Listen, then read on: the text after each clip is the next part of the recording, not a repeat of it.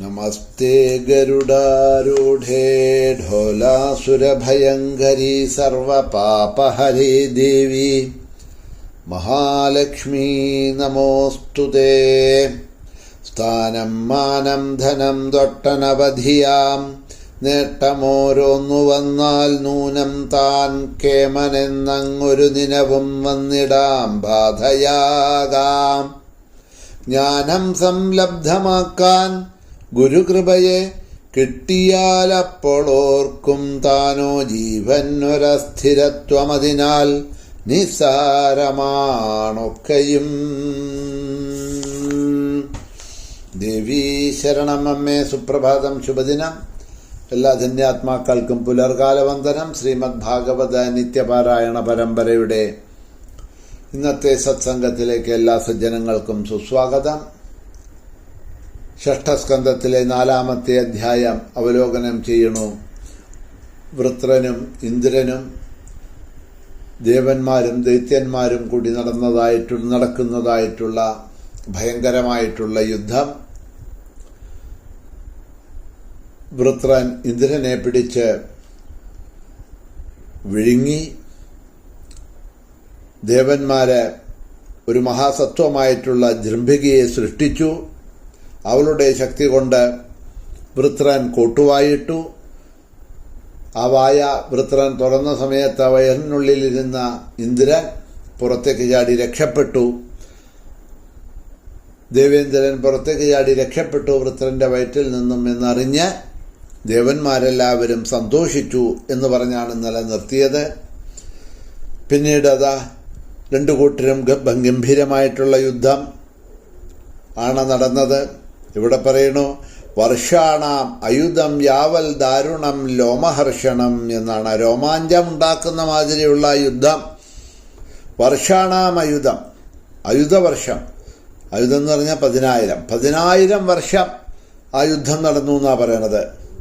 ഒരു ഭാഗത്ത് ദേവഗണം യുദ്ധത്തിന് വേണ്ടി നിരന്നു നിൽക്കുന്നുണ്ട്, മറുഭാഗത്ത് ബലവാനായിട്ടുള്ള വൃത്രനും നിൽക്കുന്നുണ്ട് സൈന്യത്തോടു കൂടിയിട്ട്. വരലാഭത്തിൽ മത്തനായിട്ടുള്ള വൃത്രന്റെ വീര്യം വർദ്ധിച്ചപ്പോൾ അവന്റെ തേജസ് കൊണ്ട് ദേവന്മാര് പരാജയത്തിലാകണു, ശക്രൻ പരാജയപ്പെടണു.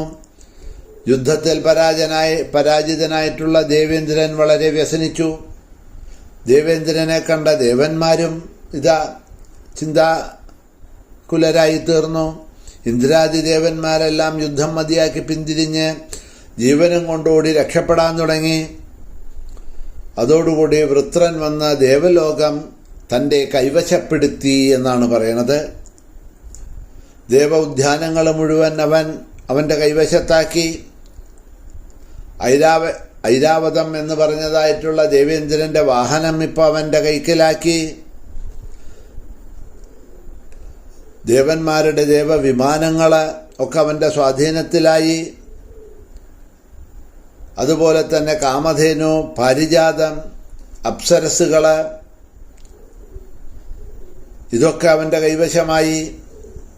എല്ലാം ഇപ്പോൾ അവൻ പിടിച്ചെടുത്തു എന്ന് പറയാണ്. സ്ഥാനഭ്രഷ്ടരായിട്ടുള്ള ദേവന്മാര് പർവ്വതങ്ങളിലുള്ള ഗുഹകളിൽ ഒളിച്ചു. അങ്ങനെ ഒളിച്ചു കിടക്കുന്നതായിട്ടുള്ള ദേവന്മാർക്ക് യജ്ഞഭാഗവും നഷ്ടപ്പെട്ടു. അതീവ ദുഃഖിതരായി ഭവിച്ചു. പറയുന്നത് ദേവന്മാർക്ക് ആഹാരാദികൾ കിട്ടുന്നത്, ഭക്ഷണം അന്നപാനീയങ്ങൾ കിട്ടുന്നത് നമ്മളൊക്കെ ചെയ്യുന്നതായിട്ടുള്ള യാഗയജ്ഞങ്ങളിൽ കൂടിയാണ് എന്നാണ് പറയണത്. സ്വാഹ സ്വാഹ എന്ന് പറഞ്ഞിട്ട് അഗ്നിയിൽ ഹോമിക്കുന്ന ദ്രവ്യങ്ങളൊക്കെയാണത്രേ ഈ ദേവന്മാർക്ക് പോകുന്നത്. ഏത് ദേവനെ സങ്കല്പിച്ചാണോ ഹോമിക്കുന്നത്, മന്ത്രം ചൊല്ലുന്നത്, ആ ദേവന് അഗ്നി അതാത് ആഹാരങ്ങൾ കൊണ്ടുകൊടുക്കണോ എന്നാ പറയണത്. അതുകൊണ്ടാണല്ലോ ഹോമം ഒക്കെ ചെയ്യുന്ന നെയ്യ്, ഹവിസ് മുതലായിട്ടുള്ളവയൊക്കെ ഹോമിക്കുന്ന സമയത്ത് ജപിക്കുന്നത് കണ്ടിട്ടുണ്ടാവും. വരുണായ സ്വാഹ, ഇന്ദ്രായ സ്വാഹ, വായവേ സ്വാഹ, അഗ്നിയെ സ്വാഹ എന്നൊക്കെ ഇങ്ങനെ ഓരോ ദേവന്മാരുടെ പേര് പറഞ്ഞിട്ട് ഹോമിക്കുന്നത് കേട്ടിട്ടുണ്ടാവുമല്ലോ. അപ്പം ഇങ്ങനെ ഓരോരോ മന്ത്രങ്ങൾ മുമ്പ് പറയും. എന്നിട്ട് ആരെ കുറിച്ചിട്ടാണോ, ഏത് ദേവനെ പ്രാർത്ഥിച്ചാണോ മന്ത്രം പറഞ്ഞത്, ആ ദേവന് സ്വാഹ എന്ന് പറഞ്ഞ് അത് എന്താ ദ്രവ്യം എന്ന് പറഞ്ഞാൽ അതിനെ അഗ്നിയിലേക്ക് ഹോമിക്കും. അതിനെ ഹവ്യവാഹനൻ എന്നൊക്കെ ഒരു പേരുണ്ട് അഗ്നിക്ക്.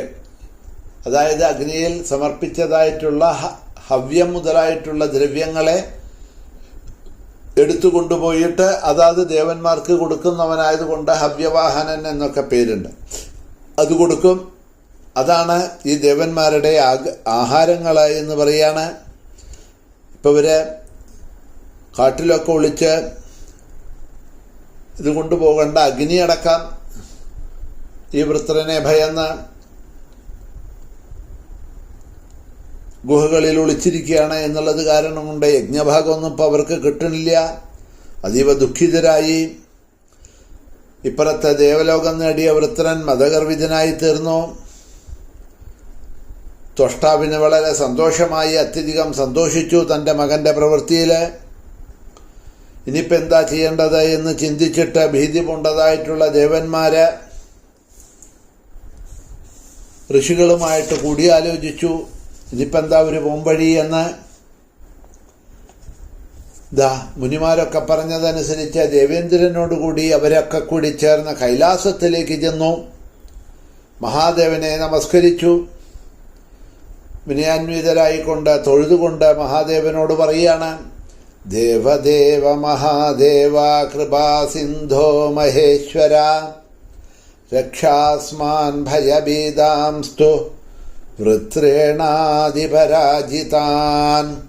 ഹേ മഹാദേവ, ദേവാദിദേവ, കൃപാസിന്ധോ മഹേശ്വര, വൃത്രാസുരനോട് തോറ്റോടി ഭയപ്പെട്ട് കഴിയുന്ന ഞങ്ങളെ എങ്ങനെയെങ്കിലും അങ്ങ് രക്ഷിക്കണം. ദേവലോകം ബലവാനായിട്ടുള്ള അവൻ കീഴടക്കി കഴിഞ്ഞു. അതുകൊണ്ട് ഹേ ശംഭോ, ഇനി എന്താണ് ഞങ്ങൾ ചെയ്യേണ്ടത്? എന്ത് ചെയ്യണം എന്നുള്ളത് അവിടെ നിന്ന് ഞങ്ങൾക്ക് ഉപദേശിച്ചു തന്നാലും. സ്ഥാനഭ്രഷ്ടരായിട്ടുള്ള ഞങ്ങളിനി എങ്ങോട്ടാണ് പോകേണ്ടത്? ഞങ്ങളുടെ ഈ ദുഃഖം ഇല്ലാതാക്കാൻ ഒരു ഉപായവും ഇപ്പതാ ഞങ്ങൾക്ക് കാണുന്നില്ല. അവിടുത്തെ അഭയമൊഴിച്ച് മറ്റൊരു ഉപായവും ഇതാ ഞങ്ങൾക്ക് കാണപ്പെടുന്നില്ല. അതുകൊണ്ട് ഭൂതേശ കൃപാനിധിയായിട്ടുള്ള ഭഗവാനെ, ദുഃഖിതരായിട്ടുള്ള ഞങ്ങളെ സഹായിക്കണേ. ബ്രഹ്മാവ് കൊടുത്ത വരലാഭത്താൽ മത്തനായിക്കൊണ്ട് വൃത്രൻ ഇതാ ഞങ്ങളെ സങ്കടത്തിലാക്കി. അവനെ അവിടുന്ന് തന്നെ സംഹരിക്കണേ എന്നൊക്കെ പറഞ്ഞ് അവര് കൈലാസത്തിൽ ചെന്ന് സ്തുതിച്ച് മഹാദേവന്റെ പാദങ്ങളിൽ വീണ് നമസ്കരിച്ചു, അഭ്യർത്ഥിച്ചു. അവരുടെ സ്തുതിയും അഭ്യർത്ഥനയും കേട്ട ഭഗവാൻ മഹാദേവൻ പറയണു ബ്രഹ്മാണം പുരധകൃത്വ വയം സർവേ ഹരേക്ഷയം ഗത്വാ സമേത്യതം വിഷ്ണും ചിന്തയാമോ വധോദ്യമം.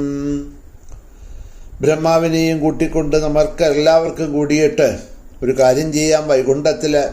വൈകുണ്ഠനാഥനായിട്ടുള്ള വിഷ്ണുവിൻ്റെ ലോകത്ത് ചെന്ന് അവനെ വധിക്കാനുള്ള ഉപായം എന്താണ് എന്ന് മഹാവിഷ്ണുവിനോട് തന്നെ ആലോചിക്കാം. ആ വാസുദേവൻ അതിന് ശക്തനാണ്. മാത്രമല്ല അദ്ദേഹം സൂത്രശാലിയാണ്, ബുദ്ധിമാനാണ്, ബലവാനാണ്. ശരണം പ്രാപിക്കുന്നവർക്ക് ശരണം കൊടുക്കുന്ന ദയാനിധിയുമാണ് മഹാവിഷ്ണു.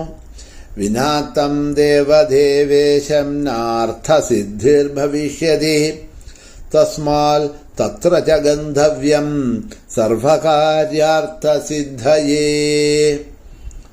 ആ വാസുദേവനെ കൂടാതെ കാര്യം നേടാൻ സാധ്യമല്ല. അതുകൊണ്ട് സർവകാര്യങ്ങളും നടത്തിത്തരുവാൻ പ്രാപ്യനായിട്ടുള്ള ആ മഹാവിഷ്ണുവിനെ നമുക്കെല്ലാവർക്കും കൂടി ചെന്ന് വൈകുണ്ഠത്തിൽ ചെന്ന് കാണാം. അതാണ് ഇപ്പോൾ ഏക ഉപായമായിട്ട് ഞാൻ കാണുന്നുള്ളൂ എന്ന് ആലോചിച്ചുകൊണ്ട് ഇന്ദ്രനും മഹാദേവനും ബ്രഹ്മാവും ബാക്കിയുള്ളതായിട്ടുള്ള എല്ലാ ദേവഗണങ്ങളും കൂടി വിഷ്ണുവിൻ്റെ വൈകുണ്ഠലോകത്തിലേക്ക് ചെന്നു. അവിടെ ചെന്ന് വേദോക്തമായിട്ടുള്ള പുരുഷസൂക്തം കൊണ്ട് മഹാവിഷ്ണുവിനെ സ്തുതിച്ചു. അവരെല്ലാവരും കൂടി കമലാപതിയായിട്ടുള്ള ജഗന്നാഥൻ ഉടനെ അവർക്ക് ദർശനം കൊടുത്തു. സകല ദേവന്മാരെയും സൽക്കരിച്ച് അവരോട് ചോദിച്ചു, ലോകേശന്മാരെ, ഹരനും ബ്രഹ്മാവും ഉൾപ്പെടെ നിങ്ങളിങ്ങോട്ട് എന്താ വരാനുണ്ടായ കാരണം? എന്ന് ചോദിച്ചപ്പോഴാണ് ഭഗവാൻ ചോദിച്ചപ്പോഴവര് ദേവന്മാർ അദ്ദേഹത്തോട് ആദ്യമൊന്നും പറഞ്ഞില്ല. എല്ലാവരും ഏതാണ്ട് ചിന്താവിവിശരായിട്ട് കൈകൂപ്പിക്കൊണ്ട് നിന്നതേയുള്ളൂ എന്ന് പറഞ്ഞുകൊണ്ടാണ് ഈ 4-ാമത്തെ അധ്യായം ഇവിടെ പരിസമാപിക്കുന്നത്. സമയം കഴിഞ്ഞതുകൊണ്ടും അധ്യായം കഴിഞ്ഞതുകൊണ്ടും ഇന്ന് ഇവിടെ തന്നെ നിർത്തി. നാളെ അടുത്ത 5